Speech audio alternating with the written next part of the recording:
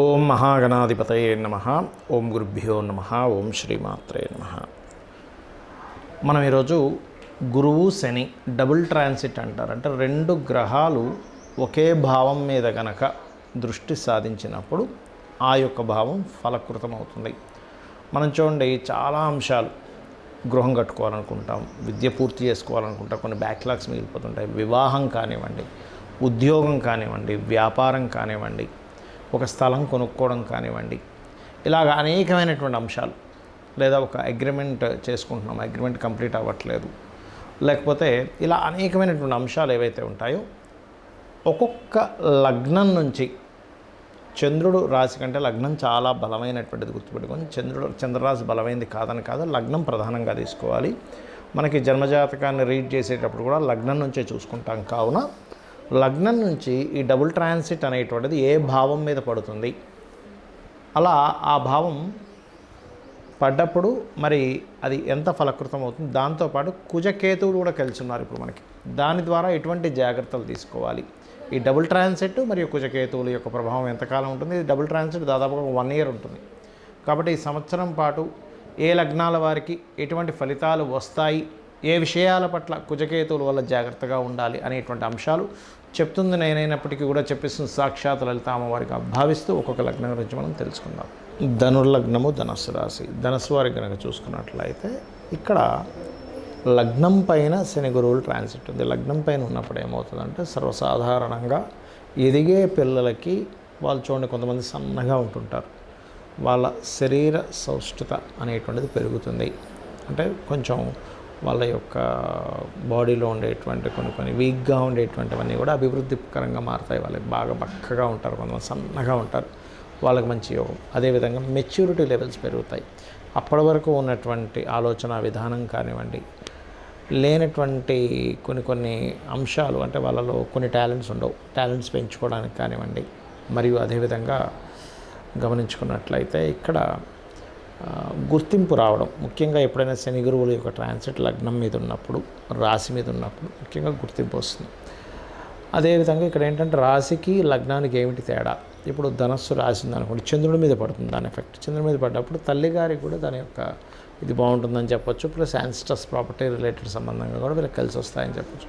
కానీ లగ్నం మీద పడ్డప్పుడు వీళ్ళ పర్సనల్గా వీళ్ళ ఇంప్రూవ్మెంట్స్ అనేవి పెరుగుతాయి. అయితే ఈ శని గురువుల ట్రాన్సిట్తో పాటు ఇక్కడ ప్రధానంగా కుజుడు కేతువు యొక్క కాంబినేషన్ పిశాచి యోగం కూడా 9వ స్థానంలో ఉన్నందుకు, ముఖ్యంగా తండ్రి గారితో లాంగ్ జర్నీస్ వెళ్ళేటప్పుడు, తండ్రి గారి ఆరోగ్య విషయంలోని, మీరు ఎక్కడికైనా లాంగ్ జర్నీస్ వెళ్ళినప్పుడు, ఇంట్లో ఒక్కొక్కసారి తండ్రి కొడుకులే ఉంటూ ఉంటారు, ఎవరు ఉండరు ఫ్యామిలీ మెంబర్స్. అలా తండ్రిని విడిచిపెట్టి వెళ్ళినప్పుడు కొంత జాగ్రత్తగా ఉండండి. మరియు మరొక విషయం ఏంటంటే, ఇక్కడ వివాహ నిర్ణయాలు, వివాహ సంబంధించిన విషయంలో కొంత స్ట్రెస్ ఉంటూ ఉంటుంది ఈ పిశాచి యోగం వల్ల, అదొకటి చూసుకోవాలి. మరియు మీరు పెద్ద మొత్తంలో బ్యాంక్ ట్రాన్సాక్షన్స్ చేసేటప్పుడు, కాకపోతే లగ్నాధిపతి సప్తమంలో ఉన్నందుకు వివాహ ప్రయత్నాలు కూడా సక్సెస్ అవుతాయి, అవ్వని కాదు. బికాజ్ ఆఫ్ లగ్నాధిపతి సప్తమం అనేటువంటిది ఆ ఫలితం కూడా ఇస్తుంది. కానీ ఇక్కడ ఎప్పుడైతే మీకు ఈ కుజకేతువులు 9వ స్థానంలో ఉంటారో, ఈ వివాహ ప్రయత్న స్థానం అవుతుంది. వివాహ స్థానం నుంచి ప్రయత్న స్థానం 3వ స్థానం, అక్కడ పాపగ్రహాలు అనేవి కొంచెం డిస్ప్యూట్స్ కూడా ఇస్తూ ఉంటుంది. కాబట్టి ఈ విషయంలో కొంచెం తల్లి, భార్య లేదా భర్త యొక్క ఆరోగ్య విషయంలో కూడా కొంత జాగ్రత్తగా ఉంటూ ఉండాలి. అయితే ఈ లాంగ్ జర్నీ చేసేటప్పుడు తండ్రి గారి విషయంలోనే పెద్ద మొత్తంలో మనీ ట్రాన్సాక్షన్స్ చేసేటప్పుడు కొంత జాగ్రత్త వహించాలి. ఇక మీరు ప్రధానంగా కొన్నిసార్లు మనం చూడండి, ఏదైనా ఒక కార్డు ఎక్కడైనా వాడడానికి ఇచ్చినప్పుడు మనం కోడ్ చెప్పేస్తుంటాం వాళ్ళకి.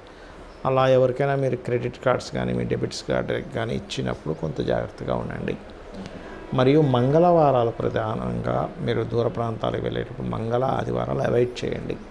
ఇక మీరు చేయవలసినటువంటి దేవతారాధన లక్ష్మీ నరసింహస్వామి యొక్క ఆరాధన మరియు గణపతి యొక్క ఆరాధన. వీలైనంత మటుకు హోమాలకి, గణపతి హోమం కానీ లక్ష్మీ నరసింహస్వామి హోమాలు కానీ అటెండ్ అవ్వడము, సూర్య భగవాను చూస్తూ అందులోనే లక్ష్మీ నరసింహస్వామిని, గణపతిని ధ్యానించుకోవడం చేయండి. అన్ని విధాలా బాగుంటుంది. ఈ డబుల్ ట్రాన్సిట్ అనేటువంటిది ఏదైతే ఉందో, ఈ పిశాచి యోగం ఏదైతే ఉందో, మరి పర్సనల్ చార్ట్లో ఎవరికైనా డబుల్ ట్రాన్సిట్ ఏ భావం మీద పడితే ఎటువంటివి వాళ్ళు ఫ్రూట్ఫుల్ పొందుతారు. ఎందుకంటే అసలు మనం ఇంకా ఈ జన్మలో మనం ఇది ఫ్రూట్ పొందుతామా లేదా అనుకునేటువంటి దానికి ఈ డబుల్ ట్రాన్సిట్ చక్కగా ఉపయోగపడుతుంది. దీన్ని గురుకర్మ యోగము అని కూడా ఉంటారు జన్మజాతకంలో.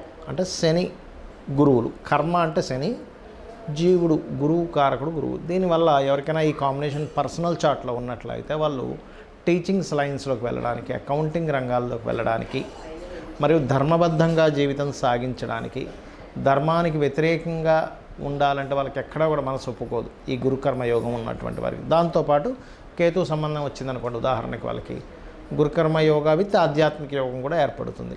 సో ఇది గుర్తుపెట్టుకోండి. అయితే ఈ డబుల్ ట్రాన్సిట్ కనుక ఎవరికైనా వాళ్ళ పర్సనల్ చార్ట్లో జన్మలగ్నం మీద సంబంధం ఏర్పడింది అనుకోండి, వాళ్ళు 100% ధర్మబద్ధంగా ఉంటారు. కాకపోతే లగ్నాధిపతి కూడా బాగుండాలి అక్కడ.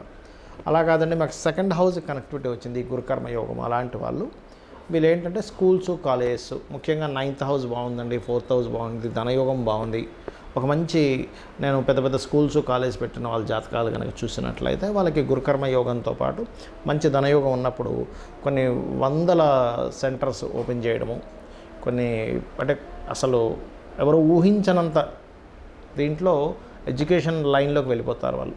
అదేవిధంగా 3వ స్థానంలో ఉంది గురుకర్మ యోగం.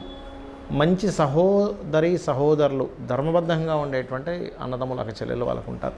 4వ స్థానంలో ఏర్పడింది. దాంతోపాటు కుజుడు కూడా బాగున్నాడు అనుకోండి, అప్పుడు వాళ్ళకి ఏంటంటే చక్కగా వీళ్ళు సంస్థలు ఏర్పాటు చేయడానికి మరియు భూమి మూలంగా ధనం సంపాదించడానికి యోగిస్తుంది. 5వ స్థానంలో కనుక ఈ గురుకర్మ యోగం ఏర్పడిందండి, అదేవిధంగా పంచమాధిపతి కూడా బాగున్నాడు అన్నప్పుడు చక్కటి సంతానం సరైన సమయంలో ఏర్పడుతూ ఉంటుంది. 6వ స్థానంలో కనుక ఉన్నట్లయితే వీళ్ళు తీసుకున్న అప్పును ధర్మబద్ధంగా తీర్చగలుగుతారు. 7వ స్థానంలో ఉన్నప్పుడు జీవిత భాగస్వామి ధర్మబద్ధంగా ఉండడం. 8వ స్థానంలో ఉన్నప్పుడు వీళ్ళకి ఏమవుతుందంటే పూర్వీకుల ఆస్తులు రావడం. 9వ స్థానంలో ఉన్నప్పుడు మంచి గురువులు వీళ్ళకి లభించడం, మీరు మంచి గురువుగా పేరు ప్రఖ్యాతలు పొందడం.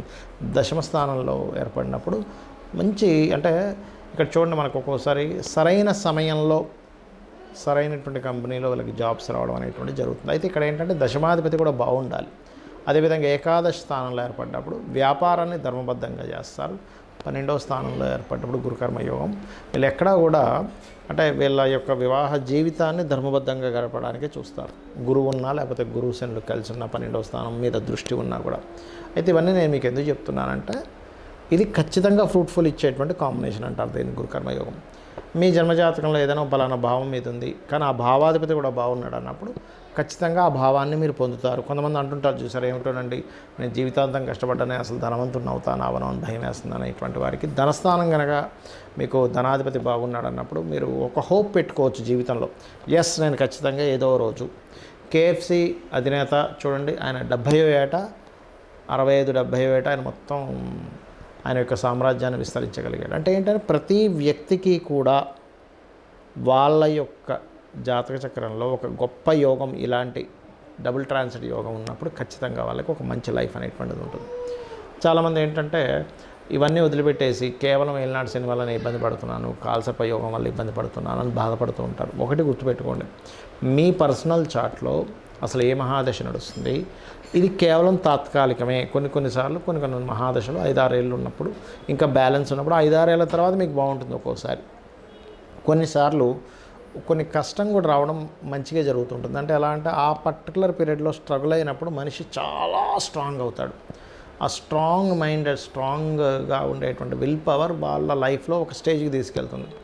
అంటే మీరు ఒక స్టేజ్కి వెళ్ళాలని యోగం ఉన్నప్పుడు చాలామంది ఏమంటుంటారంటే ఏమండి ఎవరు చూసినా నా జన్మజాతకంలో అద్భుతమైన యోగం ఉంది, చాలా పెద్ద కోటీశ్వరులు అవుతావు అంటున్నారు, కానీ నేను చూస్తే ఇన్ని కష్టాలు పడుతున్నాను ఏమిటిది అంటూ ఉంటారు. నేను ఒకటే చెప్తాను, ఏ కోటీశ్వరుడైనా ఎంత పెద్ద బిజినెస్ మ్యాన్ అయినా ఒకప్పుడు కష్టపడ్డ వ్యక్తే. ఆ కష్టపడ్డాడు కాబట్టే, సఫర్ అయ్యాడు కాబట్టే అంత స్ట్రాంగ్ అవుతాడు. మిమ్మల్ని స్ట్రాంగ్ చేయాలంటే ఫస్ట్ గ్రహం ఒక కష్టాన్ని ఇస్తుంది, గుర్తుపెట్టుకోండి. కష్టం ఇవ్వకుండా స్ట్రాంగ్ అవ్వలేరు ఎవరు. మనం మజిల్స్ పెంచాలన్నా మన బాడీకి మన మజిల్స్కి ఫస్ట్ కష్టాన్ని ఇవ్వాలంటే ఒక పెయిన్ ఇవ్వాలి. పెయిన్ ఇచ్చిన తర్వాతే అది స్ట్రాంగ్ అవుతుంది. సో మీ అందరికీ కూడా చెప్పేది ఒకటే, మీరు ఎటువంటి కష్టాల్లో ఎటువంటి ఇబ్బందుల్లో ఉన్నా మెయిన్గా ఇవాళ రేపు అప్పులు ఎక్కువగా ఇబ్బంది పడుతున్నారు అప్పుల బాధలతో. కాబట్టి ఓం అపర్ణాయే నమః. ఫైనాన్షియల్ గ్రోత్కి ఓం సంపత్కరీ సమారూఢ సింధుర వ్రజ సేవితాయే నమః అనే మంత్రం. లేదండి నాకు హ్యాపీనెస్ లేదు, బిజినెస్లో ఇంప్రూవ్మెంట్స్ లేవనుకునేటువంటి వారు ఓం ఇంద్రగోప పరిక్షిప్త స్మరతోనాభజంగికాయే నమః. అలా కాదు నాకు మంచి జాబ్ రావట్లేదు అనుకునేటువంటి వారు ఓం మాణిక్య మకుటాకార జానుద్వయ విరాజితాయ నమః అని చేసుకోండి, అన్ని విధాలు మీకు బాగుంటుంది. శ్రీమాత్రే నమః.